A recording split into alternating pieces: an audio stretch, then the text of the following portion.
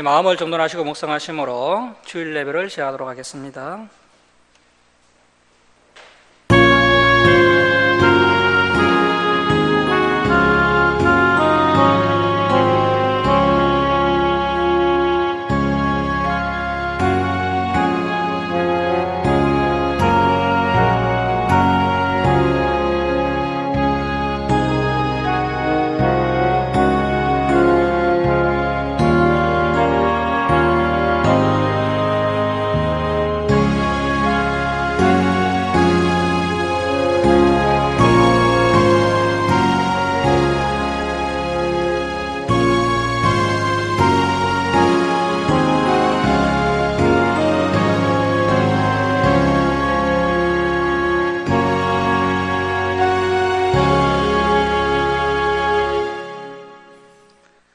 여호와는 너를 지키시는 이시라.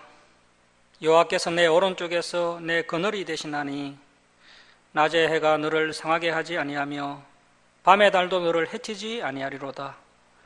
여호와께서 너를 지켜 모든 환난을 면하게 하시며 또 내 영혼을 지키시리로다. 하나님은 영이시니 예배하는 자가 영과 진리로 예배할지니라. 아멘. 사랑의 하나님 아버지, 이 시간 저희들이 창조주 하나님께 찬송과 경배를 올려드리오니 저희들의 예배를 기뻐받아 주옵소서. 저희들이 온유하고 겸손한 마음으로 하나님의 생명의 말씀을 가슴판에 새기는 시간 되게 하시고 지난 삶을 돌아보며 회개하며 다시 새 힘을 공급받는 귀한 은혜의 시간 되게 하여 주옵소서. 감사드리며 예수님의 이름으로 기도드립니다. 아멘. 일어서셔서 15장 찬송 드리겠습니다.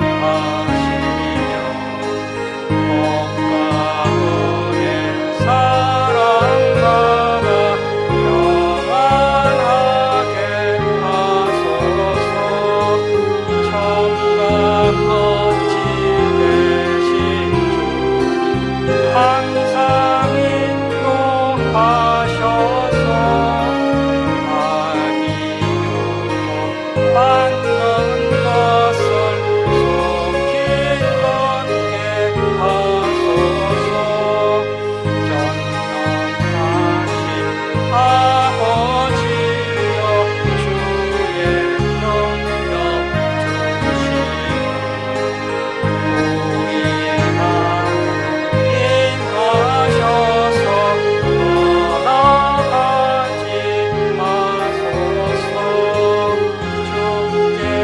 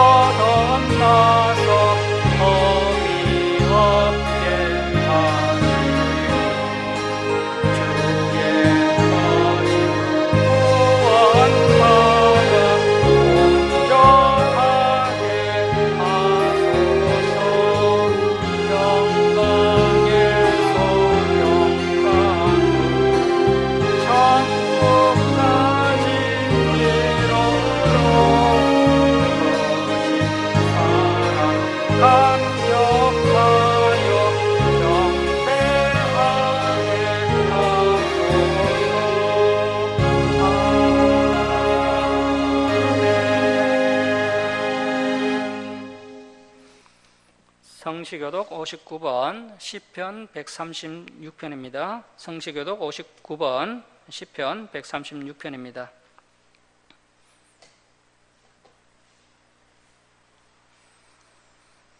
여호와께 감사하라. 그는 선하시며 그 인자심이 영원하미로다.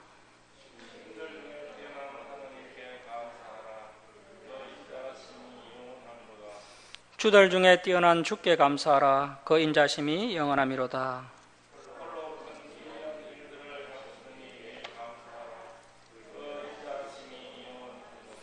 지혜로 하늘을 지으신 이에게 감사하라. 그 인자심이 영원하미로다.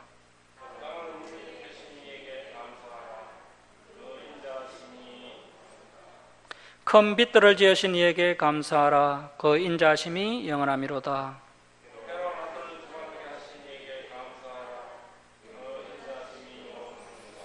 달과 별들로 밤을 주관하게 하신 이에게 감사하라. 그 인자심이 영원하미로다.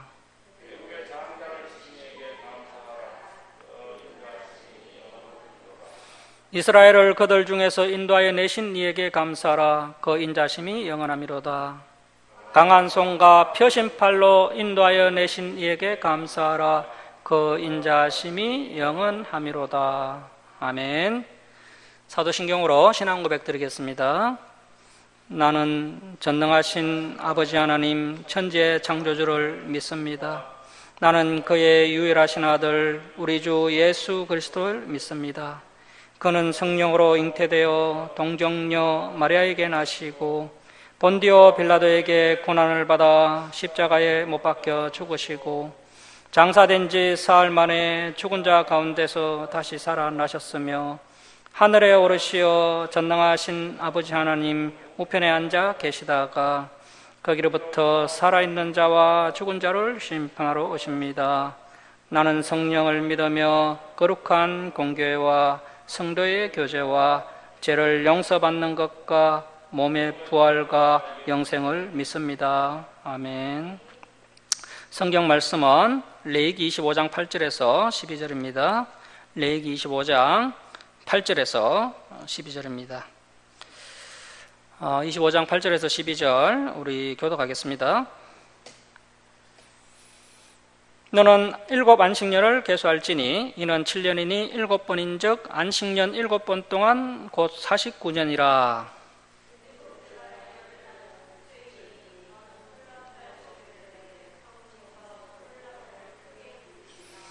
너희는 50년째 해를 거룩하게 하여 그 땅에 있는 모든 주민을 위하여 자유를 공포하라. 이 해는 너희에게 희년이니 너희는 각각 자기의 소유지로 돌아가며 각각 자기의 가족에게로 돌아갈지며.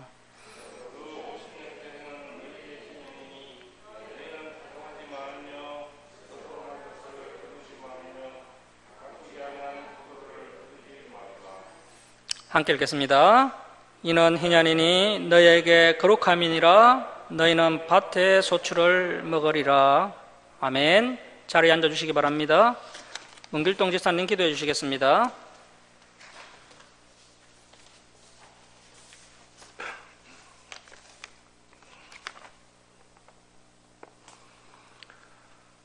천지 만물을 주관하시고 섭리하시는 전노하신 하나님 아버지, 죄로 인하여 죽을 수밖에 없는 저희들을 사랑하셔서 그리스도의 보혈로 사랑받게 하시고 주님의 거룩한 백성으로 삼아주심을 감사드립니다.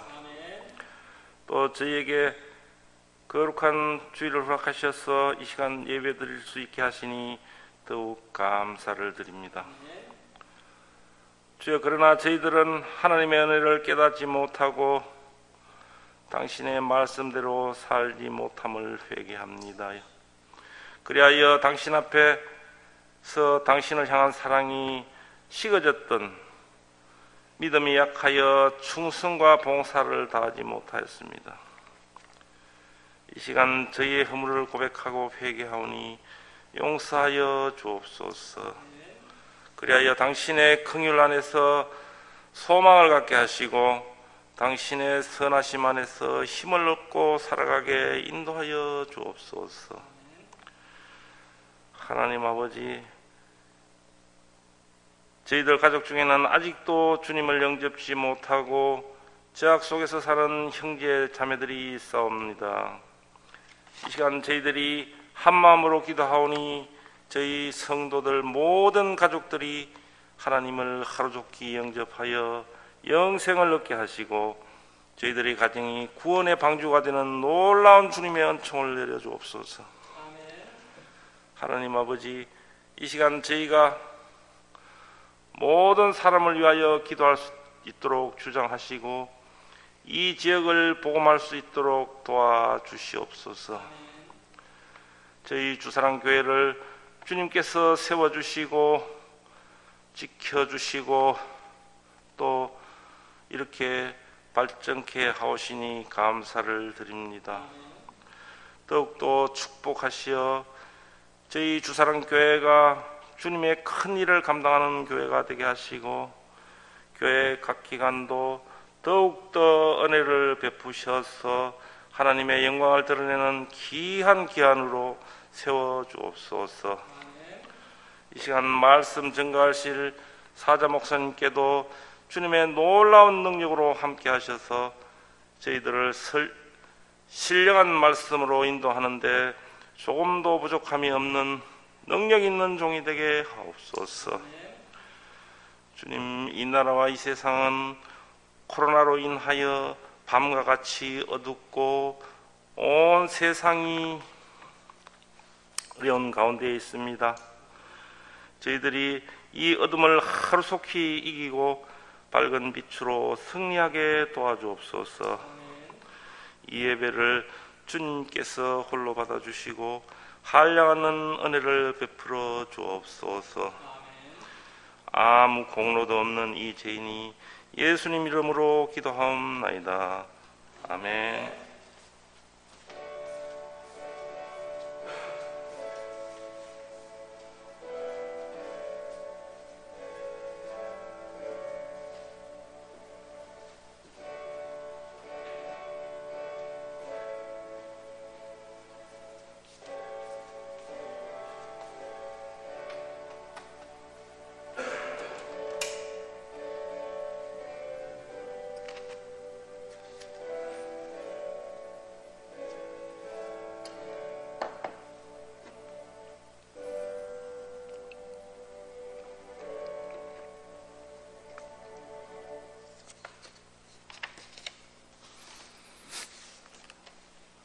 (84장) 찬송 드리겠습니다.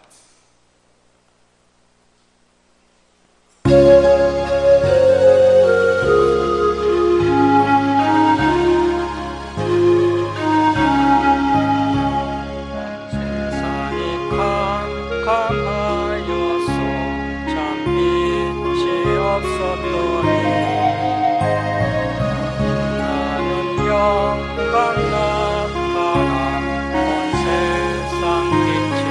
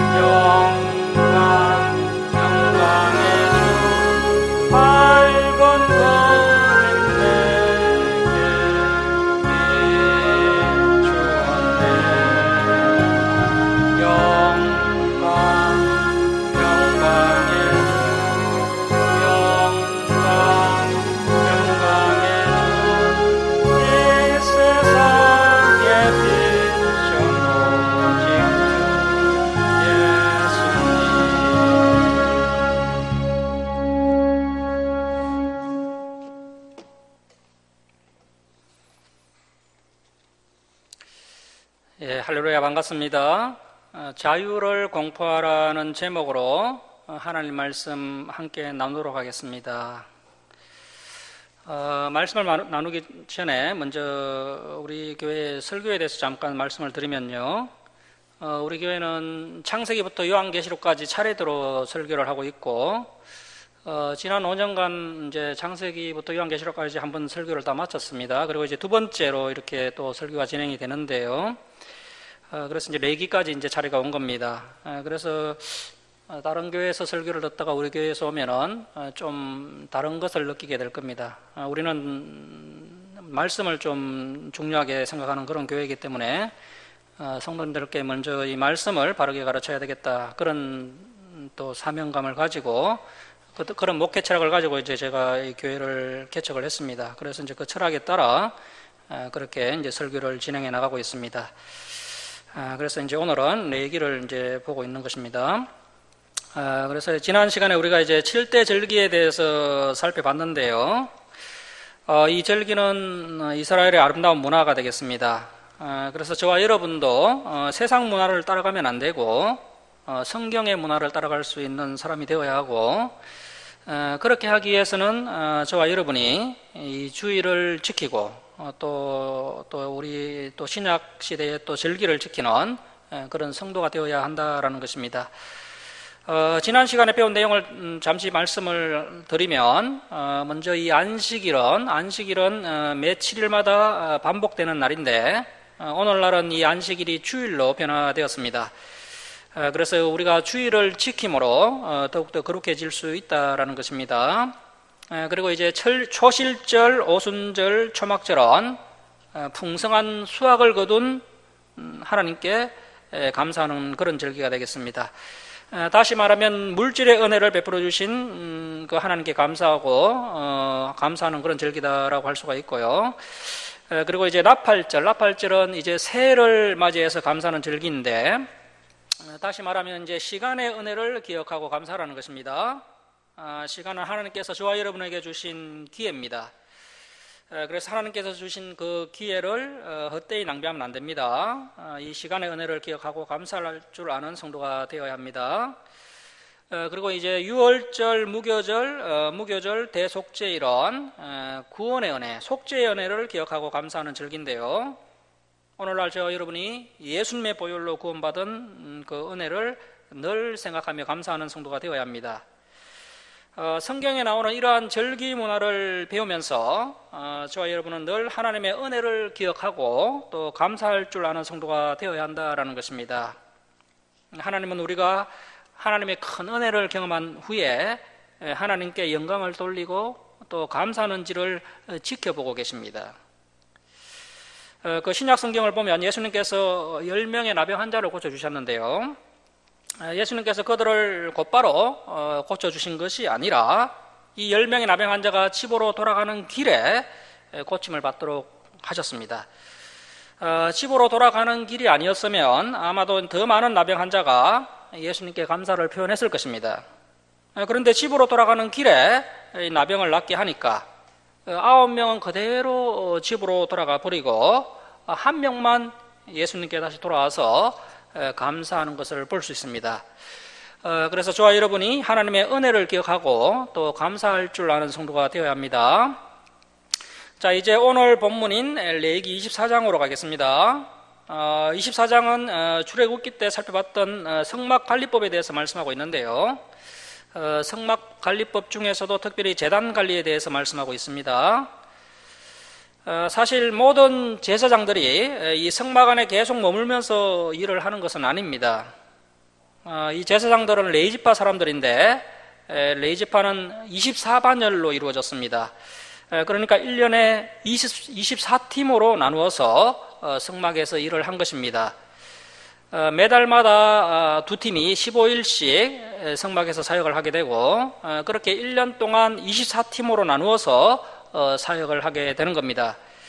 그래서 이제 한 팀이 15일씩 총 24팀, 다시 말하면 24반열이 성막을 관리했던 것이죠.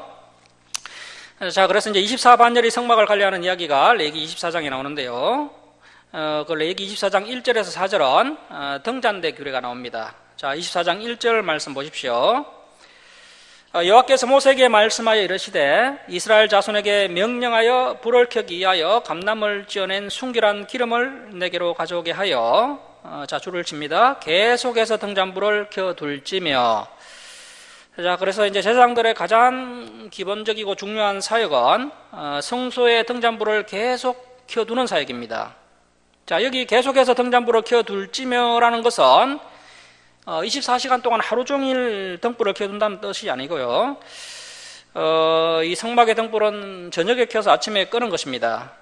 그래서 이제 계속 등잔불을 켜둘지며라는 것은 매일 등불을 켜고 또 끄는 것이 하루라도 중단되어서는 안 된다라는 것입니다. 그리고 이 등잔대의 불은 말씀을 상징하죠. 왜냐하면 주의 말씀은 내 발의 등이요 내 길의 빛이니다라는 고백이 있기 때문입니다. 그래서 등잔대에 태워지는 불이 말씀을 상징한다라고 볼 수 있고 더 넓게 보면 또 예수님으로 볼 수도 있는 것입니다. 그래서 저와 여러분도 어두운 이 세상을 말씀의 빛, 이 진리의 빛으로 비출 수 있는 성도가 되어야 한다라는 것입니다. 그래서 이 진리의 빛을 비추는 전도자의 사명, 파수꾼의 사명을 중단하지 않고 계속해서 감당해야 한다라는 것입니다. 우리 교회가 이 진리의 빛을 비추는 사역, 즉 성경을 가르치는 사역을 중단하지 않고 계속해서 해나가는 교회가 되어야 한다는 것입니다. 그와 함께 또 선교와 전도와 구제 역시 중단하지 않고 계속 진행해 나가야 합니다. 자, 3절 말씀 보십시오. 아론은 해마간 정극의 휘장 밖에서 저녁부터 아침까지 여호와 앞에 항상 등잔불을 정리할지니 이는 너희 대대로 지킬 영원한 규례라. 그는 여호와 앞에서 순결한 등잔대 위의 등잔들을 항상 정리할지니라. 이 하나님의 성막이 이제 나중에 성전이 되고요. 이 성전이 오늘날 교회가 된 것입니다. 물론 신약 시대의 성전은 교회 건물이 아니라 성도들의 모임, 우리 성도들의 심령이 교회죠. 그런데 그 예배 초소라는 그 개념을 가지고 보면 이 성막이 성전이 되고 또 성전이 교회가 되었던 것입니다. 이 성막이 잘 관리되기 위해서는 두 사람의 헌신이 필요한데요. 첫 번째는 이제 백성의 헌신이 있어야 합니다. 그리고 이제 두 번째는 제사장의 헌신이 있어야 합니다. 백성은 순수한 감람류를 늘 제사장에게 제공을 해야 합니다. 이것은 제사장이 하는 일이 아닙니다. 백성이 순수한 감람류를 늘 제사장에게 제공을 해 주어야 합니다. 자, 그리고 이제 두 번째는 제사장은 백성들이 제공해 준 그 감람류를 가지고 등잔을 잘 관리해야 합니다. 자, 이렇게 백성들과 제사장의 변함없는 헌신이 있을 때 성막이 하나님의 거룩한 성막으로 변함없이 서 있을 수 있다는 것입니다. 오늘날 안타깝게도 우리 한국교회가 급속히 무너지고 있는데요. 교회가 너무나도 세속화되었고 또 이미 초고령화 저출산의 영향을 받아서 이제 30년 후면 한국교회 성도 수가 400만 이하로 떨어질 수 있다는 그런 암울한 예측을 이제 하고 있습니다.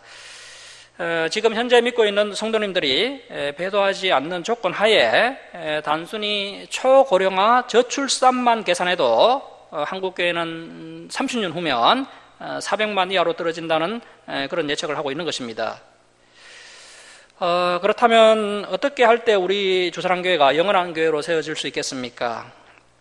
어떻게 해야 주님이 오실 때까지 든든히 하나님의 사명을 감당할 수 있겠습니까? 그렇게 하려면 변함없는 헌신이 있어야 합니다. 성도의 변함없는 헌신, 또 목회자의 변함없는 헌신이 기반이 된 교회만이 변함없이 무궁한 교회가 될 수 있다는 것입니다. 그러한 교회만이 새하늘 새 땅까지 연결이 되는 것입니다. 자, 그리고 이제 5절부터 9절까지는 진설병에 관련된 규례인데요. 5절 말씀 보십시오. 너는 고운 가루를 가져다가 떡 12개를 굽되 각 덩이를 10분의 2 에바로 하여. 이 10분의 2 에바는 약 4.5리터 정도가 되는데요. 그러니까 이제 4.5리터 정도의 떡이, 크기의 떡이 12개가 진설이 되니까 이 진설병 떡이 상당히 크다고 볼 수가 있습니다. 자, 이렇게 준비를 해서 6절 말씀 보시면 여호와 앞 순결한 상의에 두 줄로 한 줄에 6씩 진설하고 너는 또 정결한 유향을 그 각주리에 두어 기념물로 여호와께 하제를 삼을 것이며. 그래서 진설병 떡은 이제 제사장의 몫으로, 제사장의 양식으로 돌아가는 것입니다. 대신 이제 함께 진설했던 그 정결한 유향, 이 유향은 그 유향나무 수지를 건조시켜 만든 향인데요. 동방박사들이 예수님께 가져왔던 바로 그 유향입니다. 그래서 이 유향을 대신 하나님께 태워드렸던 것입니다. 본래는 이 진설병 떡을 하나님께 태워드려야 하지만 이 떡을 제사장들의 양식으로 제공하고 대신 함께 진설해 드렸던 그 유향을 하나님께 태워드리는 것입니다. 자, 8절 말씀 보십시오. 8절 우리 함께 읽겠습니다. 자, 시작. 안식일마다 이 떡을 여호와 앞에 항상 진설할지니 이는 이스라엘 자손을 위한 것이요 영원한 언약이니라. 자, 8절 하반절에 이스라엘 자손을 위한 것이요 라는 번역이 좀 좋지 않은데요, 히브리어 언어를 보면요 이스라엘 자손으로부터라고 번역하는 것이 맞습니다. 그래서 좀 의역을 하면 이스라엘 자손의 헌신으로서라는 의미입니다. 그래서 이제 매주 규칙적으로 진설되는 12개의 진설병은 이스라엘 백성들의 헌신으로 마련되었다는 것입니다. 그리고 이 떡이 한 번 진설하면 끝나는 것이 아니라 매주마다 새로운 떡으로 교체를 하는데, 지난 떡은 제사장들이 양식으로 먹고 진설병 떡상에는 매주 새로운 떡을 하나님께 진설하게 됩니다. 자, 그래서 우리가 하나님께 충성을 다짐할 때, 헌신을 맹세할 때 매주 새로운 것을 드리는 마음으로 하나님께 예배하고 헌신해야 한다라는 것입니다. 자, 9절 말씀 보십시오. 이 떡은 아론과 그의 자손에게 돌리고 그들은 그것을 거룩한 곳에서 먹을지니 이는 여호와의 하제 중 그에게 돌리는 것으로서 지극히 거룩함이니라. 이는 영원한 규례니라.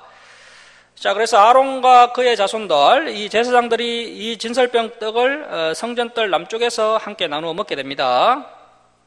자, 이 등잔대 규례와 진설병 규례에 있어 아주 중요한 점은 규칙적으로 지속적으로 감람유와 진설병을 바칠 수 있는 그러한 참믿음의 사람이 되어야 한다는 것입니다. 그래서 저와 여러분은 하나님의 말씀 앞에서 한결같은 믿음의 사람이 되어야 합니다. 자, 이제 10절에서 12절은 신성모독자가 최초로 발생하게 되는데요. 이스라엘 백성들이 이제 출애굽을 해서 시내산에 도착을 했고, 시내산에서 하나님과 시내산 언약식을 맺은 후에 이제 성막을 또 짓고 이제 레위기 율법을 하나님께로부터 받는 시점에 최초의 신성 모독자가 발생하게 됩니다. 이스라엘 백성들이 430년간 애굽에 살 때 이스라엘 백성들끼리만 결혼을 하면 가장 좋은데 이스라엘 백성들과 애굽 사람이 결혼을 한 경우도 있었습니다. 이스라엘이 출애굽을 할 때 이스라엘 백성과 결혼한 그 이방인들도 함께 출애굽을 했던 것입니다. 자, 10절 말씀 보십시오. 이스라엘 자손 중에 그의 어머니가 이스라엘 여인이요 그의 아버지는 애굽 사람인 어떤 사람이 나가서 한 이스라엘 사람과 진영 중에서 싸우다가, 자, 어머니가 이스라엘 사람이고 아버지는 애굽 사람인 어떤 사람이 이스라엘 사람과 다툼이 일어난 겁니다. 자, 그런데 다툼은 분노를 일으키고 감정을 증폭시키기 때문에 또 다른 문제를 야기시킵니다. 그래서 지혜로운 사람은 처음부터 싸움이나 다툼을 하지 않습니다. 자, 이 사람이 지혜롭지 못해서 진영 중에서 싸움을 했는데 또 감정 절제를 하지 못해서 더 큰 죄를 짓게 되는데요. 자, 11절 말씀 보십시오. 그 이스라엘 여인의 아들이 여호와의 이름을 모독하며 저주함으로 무리가 끌고 모세에게로 가니라. 그의 어머니의 이름은 슬로밋이요 단지파 디브리의 딸이었더라. 자, 보통 유대인들은 여성들의 이름을 성경에 잘 기록하지 않습니다. 사람의 숫자를 셀 때도 여성들의 숫자는 세지 않고요. 또 어떤 일을 언급할 때 이렇게 여성들의 이름을 잘 기록하지 않는데, 그런데 여성들의 이름이 반드시 기록되는 경우가 있습니다. 바로 자녀 교육에 관한 문제에 있어서는 여성들의 이름이 항상 기록되는 것을 볼 수 있습니다. 자, 그래서 자녀 교육에 있어서 어머니의 역할이 절대적이라는 겁니다. 자, 그래서 하나님께서 자녀 교육이 잘못됐을 때 여성들에게 더 큰 책임을 묻는 것을 볼 수가 있습니다. 요즘은 여성들이 또 맞벌이를 하느라 자녀에게 신경 쓸 겨를이 잘 없는데요. 그럼에도 특별히 여성들이 해야 할 가장 중요한 일은 자녀를 하나님의 자녀답게 바르게 키우는 일은 우리 여성들이 해야 할 가장 중요하고 위대한 일입니다. 자, 그래서 이 말씀도 보면은 하나님을 모독한 그 사람의 이름이 이렇게 성경에 기록되어서 대대로 전해지게 되는 것을 볼 수 있습니다. 또한 성경에는 자녀 교육을 잘 한 경우에도 그 이름이 어머니의 이름이 기록되어서 대대로 전해지는 경우도 있습니다. 자, 그래서 자녀는 아버지보다 어머니의 신앙을 더 많이 따라가는 것을 볼 수가 있습니다. 자, 그리고 아무리 또 어머니의 신앙이 좋다 할지라도 아버지가 믿음이 없으면 자녀들을 성경적으로 바르게 키우는 데 있어 많은 제약이 따르게 됩니다. 그래서 처음부터 믿는 사람끼리 결혼하는 것이 가장 좋습니다. 이 디브리라는 여인이 믿음이 부족해서 애굽 사람과 결혼을 했던 것이고, 그래서 그의 아들이 신앙적으로 또 바르게 자라나지 못해서 하나님의 이름을 모독했던 것입니다. 자, 12절 말씀 보십시오. 그들이 그를 가두고 여호와의 명령을 기다리더니 여호와께서 모세에게 말씀하여 이르시되 그 저주한 사람을 진영 밖으로 끌어내어 그것을 들은 모든 사람이 그들의 손을 그의 머리에 얹게 하고 온 회중이 돌로 그를 칠지니라. 자, 그래서 하나님께서 이 사람에게 사형을 선고하시는 것을 볼 수 있습니다. 하나님을 저주하는 한 사람을 이렇게 시범 케이스로 강력하게 징계함으로써 다른 사람이 하나님을 저주하다가 죽는 일이 재발하지 않도록 하시는 것을 볼 수가 있습니다. 자, 15절 말씀입니다. 너는 이스라엘 자손에게 말하여 이르라. 누구든지 그의 하나님을 저주하면 죄를 담당할 것이요. 오늘날 하나님을 저주하는 사람들이 상당히 많은데요. 마지막 때가 되면 적그리스도가 나타나서 아예 하나님 자리에 앉으려고 할 것입니다. 하지만 하나님께서는 그런 나락한 자들을 결코 그냥 두지 않으시고 반드시 멸망을 시키신다는 것입니다. 자, 16절 말씀 보십시오. 여호와의 이름을 모독하면 그를 반드시 죽일지니 온 회중이 돌로 그를 칠 것이니라. 거루민이든지 본토인이든지 여호와의 이름을 모독하면 그를 죽일지니라. 10계명 중 제3계명을 보면 하나님의 이름을 망령되이 일컫는 것도 죄가 됩니다. 하물며 하나님의 이름을 모독하는 것은 말할 것도 없겠죠. 하나님의 이름을 모독하면 사형에 해당되는 큰 죄가 되는 것입니다. 자, 이제 17절부터 20절은 각종 상해죄 처벌 규례가 나오는데요. 사람이 서로 다투는 중에 감정이 격해지면 이제 죽이거나 다치는 일이 발생할 수가 있습니다. 자, 17절 말씀 보십시오. 사람을 쳐 죽인 자는 반드시 죽일 것이요 짐승을 쳐 죽인 자는 짐승으로 짐승을 갚을 것이며 사람이 만일 그의 이웃에게 상의를 입었으면 그가 행한 대로 그에게 행할 것이니 상처는 상처로 눈에는 눈으로 이에는 이로 갚을지니라. 남에게 상의를 입힌 그대로 그에게 그렇게 할 것이며. 자, 이 법은 지난번에도 한번 말씀드렸던 법인데요. 이 법을 동해보복법이라고 말씀드렸습니다. 동해보복법. 이 동해보복법은 가난하고 힘없는 자들을 보호하는 법입니다. 아무리 건세자라 할지라도 힘없는 사람의 눈을 상하게 하면 이 법에 의해서 그 건세자의 눈도 똑같이 상하게 됩니다. 자, 그래서 이 법은 약자들을 보호하는 법이라고 말씀을 드렸습니다. 그래서 건세자라 할지라도 약자들을 함부로 대할 수 없고 오히려 법이 공평하게 집행되도록 한 것입니다. 그런데 오늘날 오히려 법이 공평하게 집행되지 않는 것 같습니다. 가진 사람들이 약자에게 피해를 주어도 공평하게 법이 집행되지 않아서 국민들이 많은 실망을 하는 경우가 종종 일어나고 있습니다. 그래서 하나님께서 아무리 건세가 있고 돈이 있다 할지라도 법 앞에서는 모두 평등해야 한다라고 해서 만든 법이고 또한 약자들을 보호하도록 하기 위한 법이지 이에는 이, 눈에는 눈에 똑같이 보복을 가하도록 하기 위한 법이 아니라는 것입니다. 자, 우리 21절, 22절 말씀 우리 함께 읽겠습니다. 자, 시작. 짐승을 죽인 자는 그것을 물어줄 것이요 사람을 죽인 자는 죽일지니 거루민에게든지 본토인에게든지 그 법을 동일하게 할 것은 나는 너희의 하나님 여호와임이니라. 그래서 자신의 생명이 귀한 것처럼 타인의 생명을 귀중하게 여기라는 것입니다. 그래서 이 규례를 통해 생명을 소중하게 여기시는 하나님의 심정을 느낄 수가 있습니다. 자, 23절 말씀 보십시오. 모세가 이스라엘 자손에게 말하니 그들이 그 저주한 자를 진영 밖으로 끌어내어 돌로 쳤더라. 이스라엘 자손이 여호와께서 모세에게 명령하신 대로 행하였더라. 이러한 율법이 사람을 죽이는 것이 목적이 아니라 이렇게 일벌백계 함으로써 사람들이 죄 짓는 것을 두려워하고 또 그 죄 때문에 죽지 않도록 하기 위해서 만든 법이라는 것입니다. 그래서 이후에는 하나님의 이름을 모독하거나 저주하는 일은 이스라엘 백성들 사이에서 거의 일어나지 않는 것을 볼 수 있습니다. 이러한 엄한 율법이 있었기 때문에 수많은 사람들이 살게 되었던 것이죠. 그래서 이 레위기는 죽이는 법이 아니라 사람을 살리는 법인 것입니다. 자, 그래서 저와 여러분은 우리 하나님은 무조건 용서해 주시고 무조건 사랑해 주시는 하나님이 아니라는 것을 알아야 합니다. 오늘날 뉴에이지 사상에 물든 교회는 이러한 말씀을 성도들에게 가르치지 않아서 많은 성도님들이 하나님은 무조건 용서해 주시고 사랑해 주시는 하나님이라고 오해를 하고 있습니다. 그래야 해서 결국 다른 하나님을 믿고 따라가는 안타까운 모습을 볼 수가 있습니다. 자, 이제 25장으로 가겠습니다. 25장은 안신령법과 희년법이 나오는데요.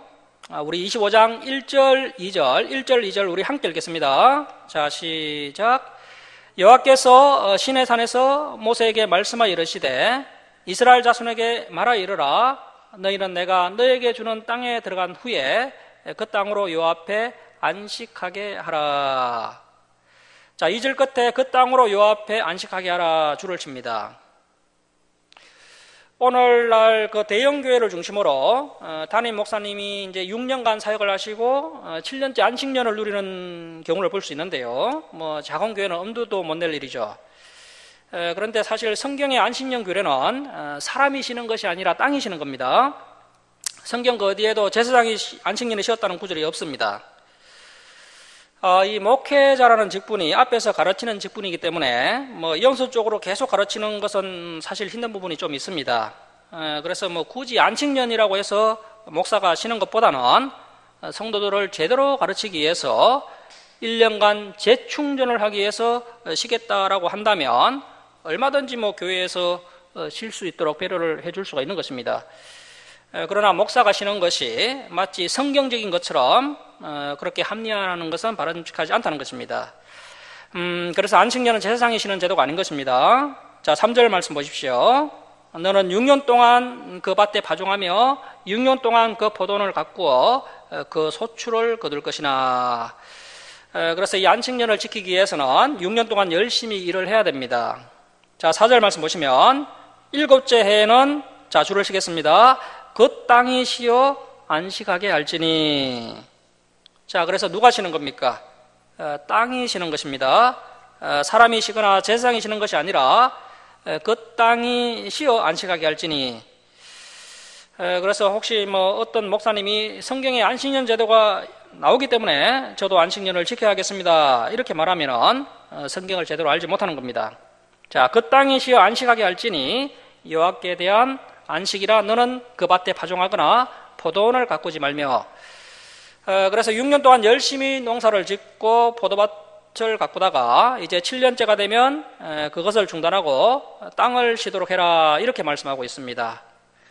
물론 땅을 쉬도록 하니까 그 땅 주인도 어느 정도 힘을 누릴 수는 있겠죠. 그런데 이 말씀을 또 교회에 적용을 하면요, 교회도 그러면 문을 닫고 7년마다 쉬어야 합니다. 그래서 전혀 성경과 맞지 않는 적용이라고 볼 수가 있고요. 그래서 이 안식년의 주 목적은 땅을 쉬게 하는 것입니다. 자, 5절 말씀 보십시오. 내가 거둔 후에 자라난 것을 거두지 말고 가꾸지 아니한 포도나무가 맺은 열매를 거두지 말라. 이는 땅의 안식년임이니라. 열매를 거두지 말라는 것은 그 땅의 주인이 이제 저장을 목적으로 그 열매를 거두어 들여서는 안 된다는 것입니다. 그래서 이제 7년째가 되는 해에는 자기의 땅이 아니라는 것이죠. 그러면 이제 자연적으로 소출이 생긴 것은 어떻게 해야 합니까? 자, 6절 말씀 보십시오. 안식년의 소출은 너희가 먹을 것이니, 자, 여기서 너희가 누구냐 하면, 자, 첫 번째, 너와, 자, 그러니까 땅의 주인도 이 소출을, 자연적으로 생긴 소출을 먹을 수가 있습니다. 뭐, 땅 주인도 먹고 살아야 하니까, 먹어야 되겠죠. 이 안식년 때는 아무 농사도 짓지 못하기 때문에 마음이 참 불안할 겁니다. 자, 이번 안식년에는 어떻게 살아야 하나 하고, 믿음이 부족한 사람들은 많은 걱정이 될 겁니다. 자, 그래서 이제 자연적으로 자라난 가실은 뭐 아무래도 또 부실하고 먹을 것이 얼마 없죠. 자, 그런데 이 얼마 없는 소출을 너와 그리고 또 내 남종과 내 여종과 내 품꾼과 너와 함께 고려하는 자들과, 자, 그래서 먹을 것도 얼마 없는데 남종과 여종과 품꾼과 또 외국인들과도 함께 나누어 먹어야 합니다. 자, 그리고 또 심지어 사람 먹을 것도 부족한데, 자, 7절 보시면 내 가축과 내 땅에 있는 들짐승들이 다 그 소출로 먹을 것을 삼을지니라. 뭐 가축은 내 소유니까 먹어도 되는데 들짐승까지 가소원에 들어와서 그 소출을 자유롭게 먹도록 놔두라는 것입니다. 자, 그래서 이 안식년의 의미가 다른 의미가 있는 것이 아니라 7년에 한 번은 땅도 쉬도록 해서 땅이 회복될 수 있도록 하라는 것입니다. 그래서 이제 땅이 더 기름지도록 하라는 것이죠. 그래서 오늘날 그 자연농법을 하는 그 앞서가는 농부들을 보면요, 이러한 성경의 원리를 발견해서 농사를 짓는 것을 볼 수가 있습니다. 자, 그리고 이 안식년에 또 하나의 중요한 의미가 있는데요, 매 7년마다 안식년이 되면 자연적으로 난 적은 수확물을 여러 가난한 사람들, 심지어 들짐승과도 그 작은 소출을 나누어 먹어야 했습니다. 그래서 이 안식년 때는 수입이 확 줄어들면서 경제적으로 아주 힘든 시기입니다. 뭐 사람의 욕심은 끝이 없죠. 아무리 많아도 만족함이 없습니다.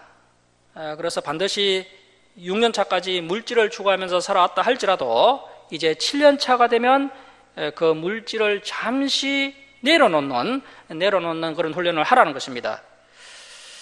물질을 내려놓고 하나님을 바라보는 훈련을 하라는 것이죠. 비록 물질적으로는 가난하지만 하나님만을 바라봄으로써 영적으로는 더 부유한 시간을 보내라는 것입니다. 물질보다 더 중요하고 더 의미 있는 것들을 발견하는 아주 중요한 시간으로 삼으라는 것입니다. 자, 그래서 이 안식년은 물질을 내려놓고 하나님을 더 의지하는 시간입니다. 우리가 물질이 많아도 하나님을 잘 의지하면 좋겠는데 그것이 쉽지 않습니다. 예수님께서도 말씀하셨던 것처럼 하나님과 물질을 겸하여 섬길 수가 없습니다. 그래서 하나님께서 안식년 기간에는 물질을 좀 내려놓고 하나님만을 의지하고 또 좀 더 영적이고 본질적인 것을 추구하는 그러한 한 해로 보낼 것을 말씀하고 계신 것입니다. 자, 그래서 우리가 진정한 안식년의 개념을 다시 한번 묵상할 필요가 있습니다. 우리가 먹고 입고 누리고 또 세상적인 것을 추구하며 편안하게 유롭게 사는 것이 안식이 아니라 오히려 물질을 내려놓고 하나님께 더 집중하고 하나님만을 의지하며 하나님 나라를 추구하는 것이 진정한 안식이라는 것입니다.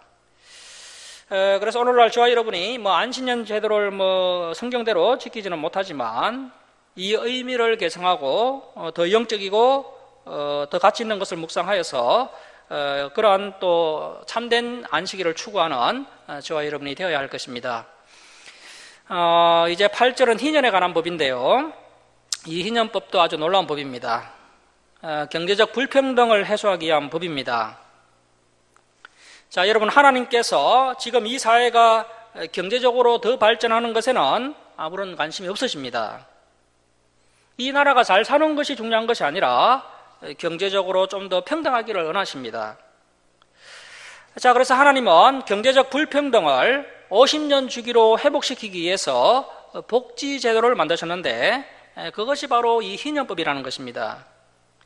이 희년법은 약자들과 가난한 자들에게는 희망의 법이었습니다. 사회적 약자들이 희망이 없어서 자살을 하는 사회는 하나님께서 결코 기뻐하시지 않습니다. 사회적 약자들이 절망하지 않고 희망을 품고 살아갈 수 있도록 이 희년법을 만드셨던 것입니다. 현재 이스라엘은 시내산에서 레위기라는 율법을 받고 있습니다. 이 레위기를 받고 이제 머지않아서 가나안 땅에 입성하게 될 것입니다.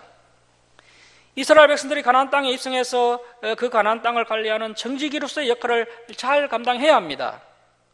청지기로서 반드시 지켜야 할 법이 바로 이 안식년법과 희년법이었습니다. 희년은 안식년이 7번 반복된 후에, 그래서 이제 50년 되던 해인 그 대속제일인 7월 10일에 이 희년이 선포됩니다. 이 희년에는 전국에 나팔을 불면서 자유를 공포하게 되는 것입니다. 자, 8절 말씀 보십시오. 너는 7 안식년을 계수할지니 이는 7년이니 7번인적 안식년 7번 동안 곧 49년이라. 그래서 7년 곱하기 7년 하면 49년이죠. 자, 9절 말씀 보시면 7째 달 열흘날은 속죄일이니 너는 뿔나팔 소리를 내되 전국에서 뿔나팔을 크게 불지며. 그래서 이 희년은 50년째 되는 날 7월 10일에 시작이 됩니다. 7월 10일은 대속죄일입니다. 그래서 50년째 대속죄일이 희년을 기념하는 날인데, 이 희년을 기념하는 날이 되면 이스라엘 전역에서 뿔나팔을 크게 불어서 알립니다. 이 희년을 히브리어로 요벨이라고 하는데요, 이 요벨은 나팔을 뜻하는 야발이라는 히브리어에서 파생된 단어입니다. 그래서 희년이 되면 이렇게 전국에 뿔나팔을 크게 불어서 알리는 것입니다. 자, 10절 말씀 보십시오. 10절 우리 함께 읽겠습니다. 자, 시작. 너희는 50년째를 거룩하게 하여 그 땅에 있는 모든 주민을 위하여 자유를 공포하라. 이 해는 너희에게 희년이니 너희는 각각 자기의 소유지로 돌아가며 각각 자기의 가족에게로 돌아갈지며. 자, 여러분, 이 희년은 자유의 날입니다. 이 희년을 기쁨의 날이라고 해서 희년이라고 번역을 했지만 사실 이 희년은 자유의 날입니다. 사람이 이 세상을 살아가다 보면 때론 실수를 할 수가 있습니다. 사람이 욕심을 부리다가 그만 부도가 나서 파산을 할 수 있는데요, 그렇게 되면 어떻게 합니까?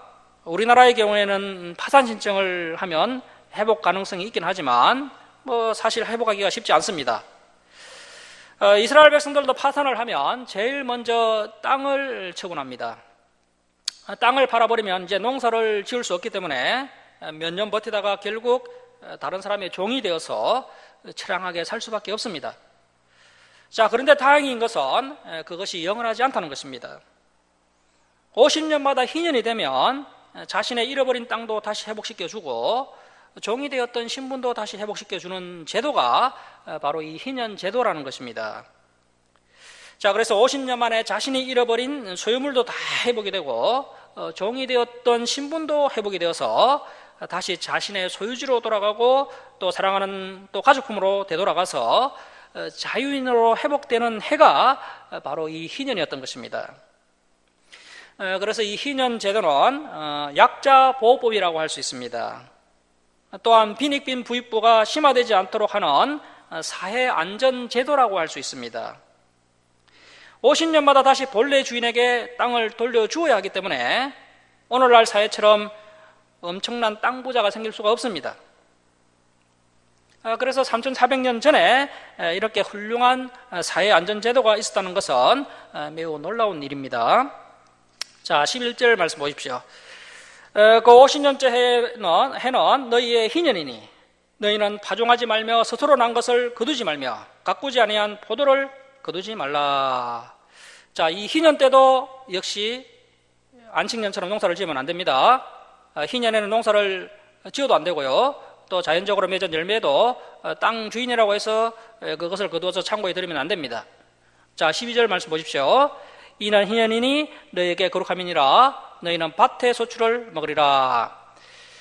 그래서 자연적으로 생성된 밭의 소출을 먹으면서 희년을 보내게 됩니다. 그러니까 얼마나 하나님을 또 의지하겠습니까? 사람의 힘으로 농사를 짓는 것이 아니라 오직 하나님의 은혜로만 살아가는 해이기 때문에 더욱 하나님만 의지하게 되고 그동안 물질을 추구하는 삶이 하나님을 의지하는 삶으로 바뀌는 그런 훈련을 받는 한 해가 되는 것입니다. 자, 13절 말씀 보십시오. 이 희년에는 너희가 각기 자기의 소유지로 돌아갈지니라. 자, 그래서 50년째가 되면 부도가 나서 망한 사람이라 할지라도 다시 회복이 되어서 본래 자기 소유지로 돌아가게 되는 것입니다.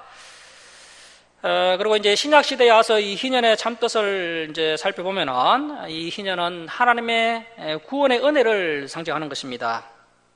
마귀의 종되었던 사람들은 일생 동안 죄를 지으면서 고통 가운데 살게 됩니다. 그러한 죄인들을 불쌍히 여기셔서 하나님께서 독생자 예수 그리스도를 이 땅에 보내주셨습니다. 예수님께서 십자가에서 피를 흘려 주심으로 마귀의 종되었던 사람들을 구원시켜 주셔서 자유인이 되게 해주셨습니다. 그래서 이 희년은 예수님으로 인해서 완전히 성취되었다라고 할 수가 있습니다. 자, 14절 말씀 보십시오. 내 이웃에게 팔든지 내 이웃의 손에서 사거든 너희 각 사람은 그의 형제를 속이지 말라.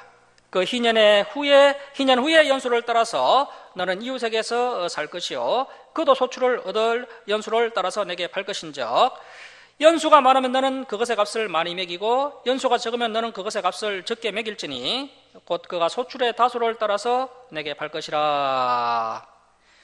자, 이 말씀이 무슨 뜻이냐 하면 이스라엘 백성들은 땅은 자기 것이 아니라 하나님의 것으로 여깁니다. 이스라엘의 땅은 개인 소유가 될 수 없는 것입니다. 그들이 이제 가나안 땅에 들어가서 이제 지파별로 땅을 분배받지 않습니까? 그런데 그것이 이제 개인 소유는 아니고 그렇게 임시로 하나님께 이제 각 지파별로 받은 것으로 생각을 했던 것이죠. 그래서 이제 이스라엘은 땅을 가지는 것이 아니라 이제 50년 경작권을 가지게 되는데요. 혹시 어떤 사람이 부도가 나면 땅을 파는 것이 아니라 사실은 50년 경작권을 파는 겁니다. 그래서 지금이 이제 희년이 지난 지 20년이 지났다면 다음 희년이 돌아오려면 이제 30년이 남았기 때문에 30년의 경작권을 파는 겁니다.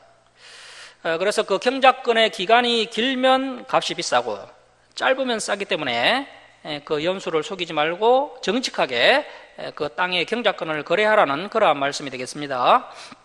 자, 17절 말씀 보십시오. 너희 각 사람은 자기 이웃을 속이지 말고 내 하나님을 경외하라. 나는 너희의 하나님 여호와이니. 그래서 하나님을 경외하는 것이 다른 것이 아니라 이웃을 속이지 않는 것이 하나님을 경외하는 것입니다. 자, 그리고 이 안식년법과 희년법을 통해 우리가 알 수 있는 것은 하나님께서는 이스라엘이 평등하고 또 공정하며 정의로운 사회가 되기를 원하셨다는 것입니다. 자, 그런데 그러한 건강한 사회는 인간의 두 가지 권리가 보장될 때 가능하다라고 말씀하고 계십니다. 건강한 사회는 두 가지 권리가 보장될 때 세워줄 수 있는데 첫 번째는 인간의 가장 근본적 생활 기반이 보장되어야 합니다. 그 사회가 건강한 사회가 되기 위해서는 인간의 근본적 생활 기반이 보장이 되어야 합니다. 그리고 두 번째는 인간의 기본권과 평등권이 보장되어야 합니다. 이것이 바로 하나님께서 우리에게 말씀하시는 교훈입니다. 병든 사회의 대표적인 현상이 양극화입니다. 즉 인간의 기본권과 평등권이 무너지고 어떤 한 계층에게 지나친 권력과 부가 집중이 되는 것입니다. 결국에는 이 양극화가 생기면 사회는 병들게 되고 사람들은 타락하고 결국 그 사회와 사람들은 하나님의 심판을 받게 되는 것입니다. 자, 그래서 이 안식년과 희년법은 사회적 거룩을 우리에게 교훈하고 계시는 것입니다. 이 희년법은 사회적 거룩을 시도하는 놀라운 법입니다. 자, 그렇다면 과연 우리나라는 하나님 앞에 거룩할까요? 이런 관점에서 봤을 때 한국 사회는 하나님의 심판을 피할 길이 없습니다. 인간의 기본권과 평등권이 보장되는 사회, 공정하고 정의로운 사회가 되기 위해서 하나님께서 선택하신 구체적인 방법은 이 부동산을 어떤 특정인이 영구히 소유하지 못하도록 하신 것입니다. 인간의 삶의 기반이 되는 모든 토지와 모든 가옥의 소유권 등기를 하나님께서 하나님 자신에게 두신 것입니다. 이 세상 모든 것을 하나님께서 만드셨기 때문에 사실 하나님의 소유가 맞죠. 사실은 우리의 소유물은 없는 겁니다. 모든 것은 다 하나님의 것입니다. 그래서 이 희년 50년을 중심으로 이렇게 이제 부동산을 임시로 임대하게 하셨고, 사람 역시 영구히 노예가 되는 것이 아니라 임시 고용만 하게 하신 것입니다. 물론 사회재산을 어느 정도 인정하시면서 이 토지, 가옥, 사람에 안에서 제한적 매매와 제한적 고용만 허락하셨던 것입니다. 오늘날 경제 정의가 무너진 타락한 자본주의 시대에 살고 있는 우리 성도님들에게 이러한 안신년법과 희년법은 우리에게 성경적 경제관을 가르쳐주고 있습니다. 다시 한번 이 말씀을 깊이 묵상하시면서 타락한 이 시대를 살아가고 있는 저와 여러분이 어떠한 경제관을 가지고 살아가야 하는지 다시 한번 고민하는 그런 시간이 되어야 합니다. 하나님께서 맡기신 것을 하나님이 기뻐하시는 뜻대로 관리하고 사용하는 선한 청지기로서의 삶을 살아가야 합니다. 이제 18절에서 22절은 안신년법과 희년법을 지키면 풍년이 들게 해주시겠다고 약속을 하십니다. 자, 18절 말씀 보십시오. 너희는 내 규례를 행하여 내 법도를 지켜 행하라. 그리하면 너희가 그 땅에 안전하게 거주할 것이라. 자, 이스라엘 백성들이 무조건 안전하게 가나안 땅에 거주하는 것이 아니라 조건이 있습니다. 자, 마찬가지로 우리도 이 땅에서 복받고 살려면 조건이 있는 것입니다. 그 조건은 바로 우리가 하나님의 말씀을 지켜 행하는 것입니다. 이렇게 하나님의 말씀을 지키면 하나님께서 우리에게 복을 주셔서 이 땅에서 건강하고 안전하게 살게 해 주신다는 것입니다. 저와 여러분이 이 땅에서 좀 더 안전하고 편안하게 살고 싶어서 많은 애를 쓰고 있습니다. 자, 그런데 성경은 안전은 물질의 영역이 아니라는 것입니다. 참된 안전은 하나님의 영역이라는 것입니다. 하나님의 말씀을 공부하고 그 말씀을 지키면서 살면 진정한 안전을 경험하게 되는 겁니다. 사람이 떡으로만 사는 것이 아니라 하나님의 말씀에 순종하며 살 때, 그때 사람이 진정으로 살게 되는 것입니다.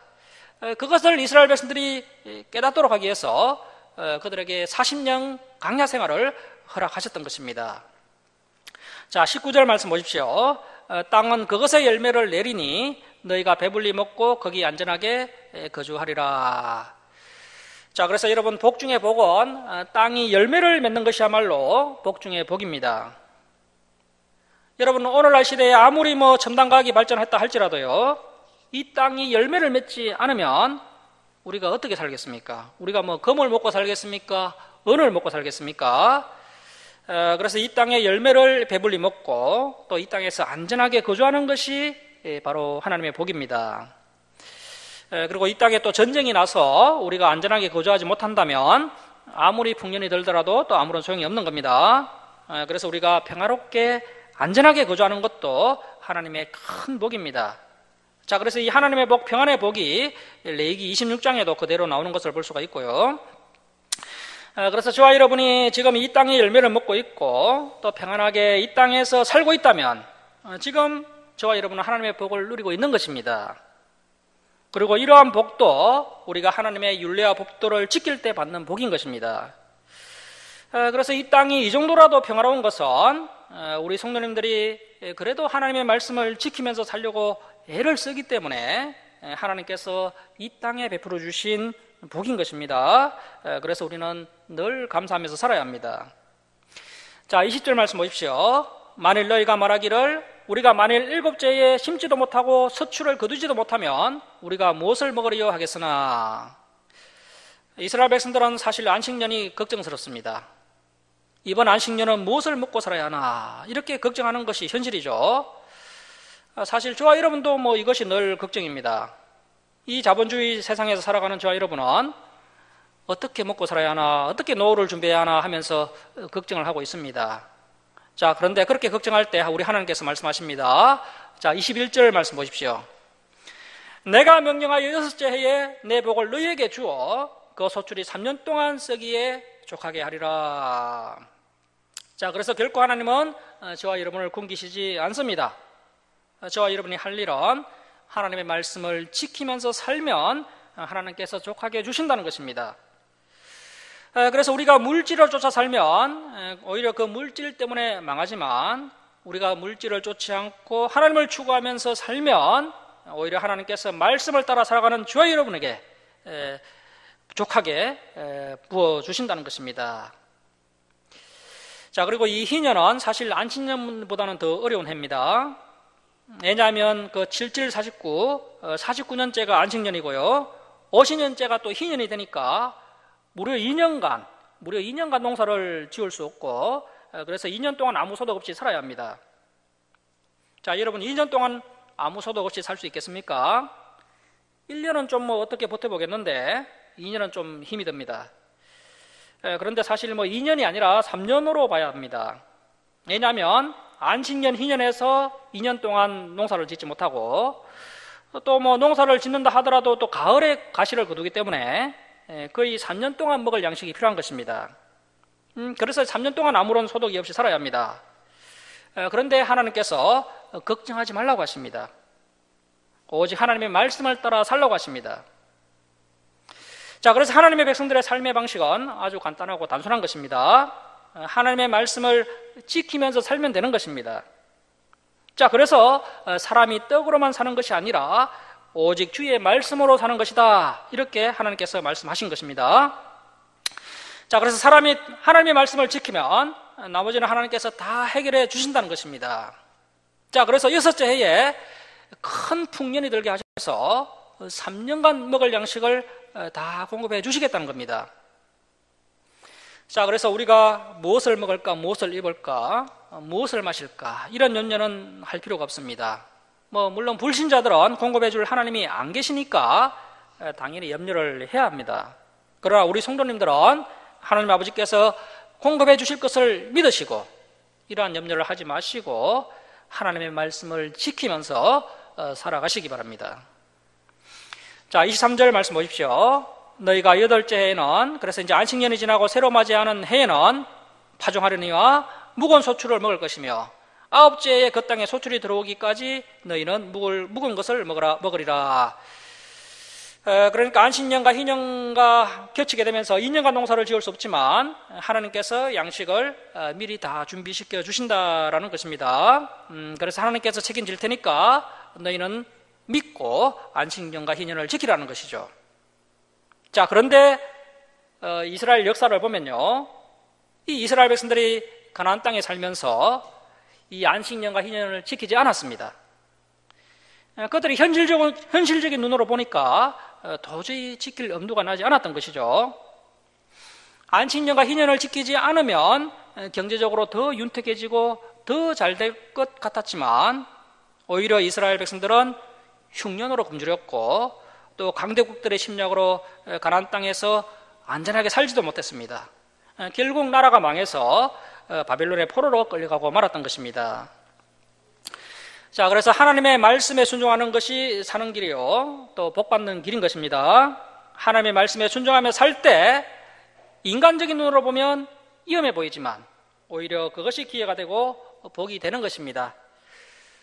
자, 말씀을 마치도록 하겠습니다. 사랑하는 성도 여러분, 한 주간도 물질을 추구하지 마시고 무엇을 먹을까, 무엇을 마실까, 무엇을 입을까 염려하지 마시고 말씀을 따라 하나님을 사랑하고 이웃을 사랑하며 특별히 가난하고 소외된 사람들을 아끼고 도와주며 먼저 그의 나라와 그의 의를 구하며 살아가는 우리 성도님들이 다 될 수 있기를 바랍니다. 또 예수 그리스도로 말미암아 희년이 성취된 것을 기뻐하며 날마다 희년의 은혜를 누릴 수 있기를 주님의 이름으로 축원합니다. 기도하겠습니다. 사랑의 하나님 아버지, 오늘도 진리의 말씀을 통해 안식년법과 희년법에 대해 알게 하시니 감사드립니다. 저희들이 세상적인 것을 추구하며 편안하게 여롭게 사는 것이 안식이 아니라 오히려 물질을 내려놓고 하나님께 집중하고 하나님만을 의지하며 하나님 나라를 추구하는 것이 진정한 안식이라는 것을 알았습니다. 참된 안식은 오직 하나님께로부터 오는 것임을 깨닫고 저희들이 더 영적이고 더 가치 있는 것을 추구하여 참된 안식을 누리는 성도들 되게 하여 주옵소서. 하나님 아버지, 한 주간도 살아갈 때 돈과 물질을 하나님보다 더 귀하게 여기거나 그러한 것을 섬기며 살지 않게 하여 주옵소서. 하나님께서 베풀어 주신 물질의 은혜와 구원의 은혜에 감사하며 오직 하나님의 말씀을 추구하며 하나님을 사랑하며 이웃을 사랑하며 살아가는 저희들 되게 하여 주옵소서. 하나님 아버지, 사회적 약자들이 절망하지 않고 희망을 품고 살아갈 수 있도록 이 희년법을 만드셨는데 이스라엘 백성들이 이 희년의 은혜를 온전히 누리지 못한 것을 보게 됩니다. 저희들이 예수 그리스도로 말미암아 이 희년이 성취된 것을 기뻐하며 날마다 희년의 은혜를 누리는 성도들 되게 하여 주옵소서. 감사드리며 예수님의 이름으로 기도드립니다. 아멘. 94장 찬송 드리고 봉헌 드리겠습니다.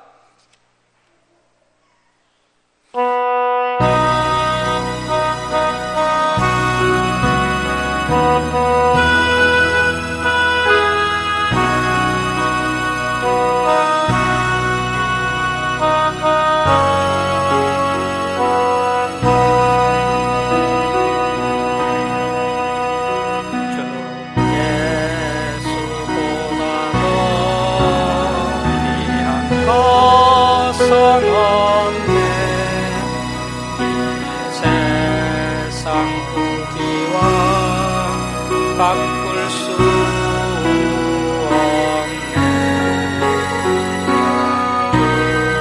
죽은 내 대신 돌아가신 놀라운 사랑이지.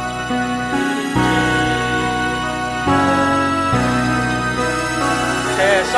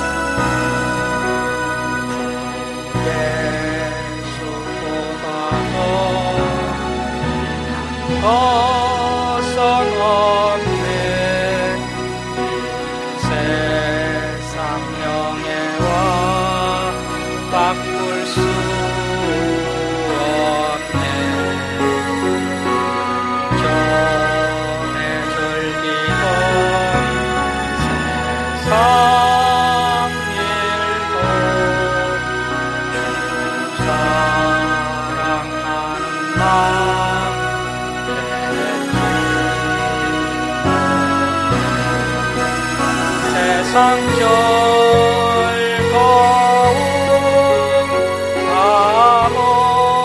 버리고 세상 자랑 다 버렸네.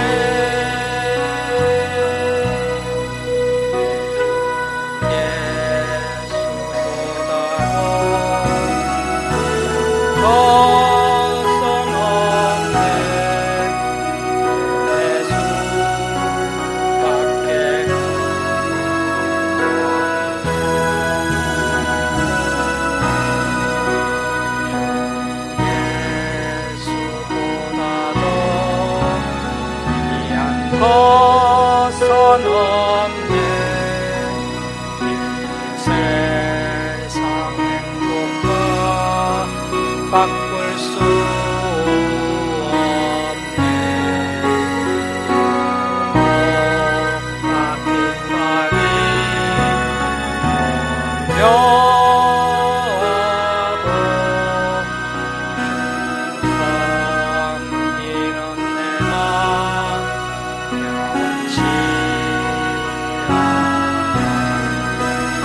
세상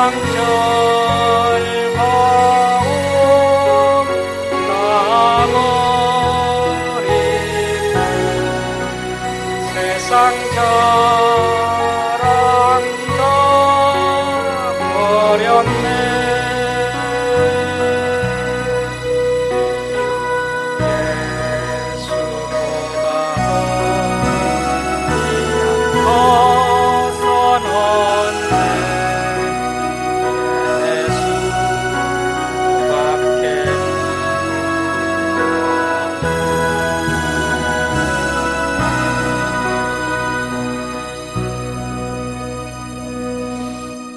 봉헌 드리겠습니다. 11조 예물 올려드립니다. 성경금 올려드립니다. 감상금 올려드립니다. 그리고 주정금 올려드립니다. 기도하겠습니다. 사랑의 하나님 아버지, 한량없는 은혜와 사랑에 감사드립니다. 죄악 가운데 멸망당할 저희들을 독생자 예수 그리스도의 보혈로 구원하여 주시고 날마다 진리의 말씀으로 승리의 길로 인도해 주시니 감사드립니다. 저희들이 하나님의 크신 사랑과 은혜에 감사하며 또 저희들의 필요를 채워주심을 감사하며 하나님께 예물 올려드립니다. 기뻐 받아 주옵소서. 이 예물 올려드린 주님의 백성들, 주님께서 날마다 동행하여 주시고 또 가정에 감사 기쁨이 넘쳐나게 하여 주옵소서. 또 기도에 응답하여 주옵시고 또 부족한 것 아시오니 주님께서 필요를 채워 주시옵소서. 이 예물이 쓰는 것마다 하나님의 영광이 나타나게 하여 주옵소서. 감사드리며 예수님의 이름으로 기도드립니다. 아멘.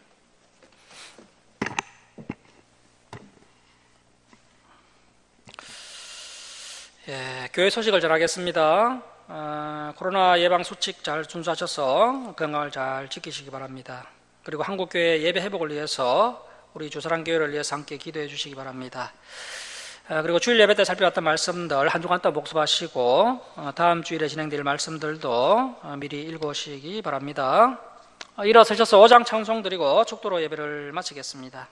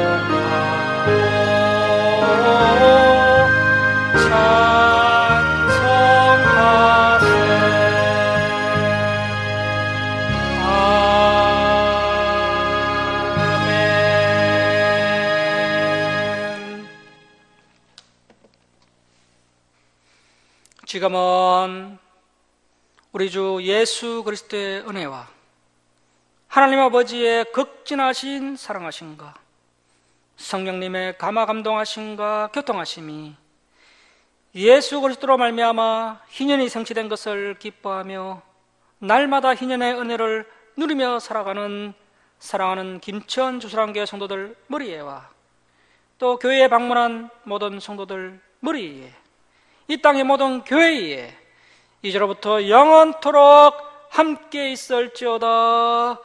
아멘.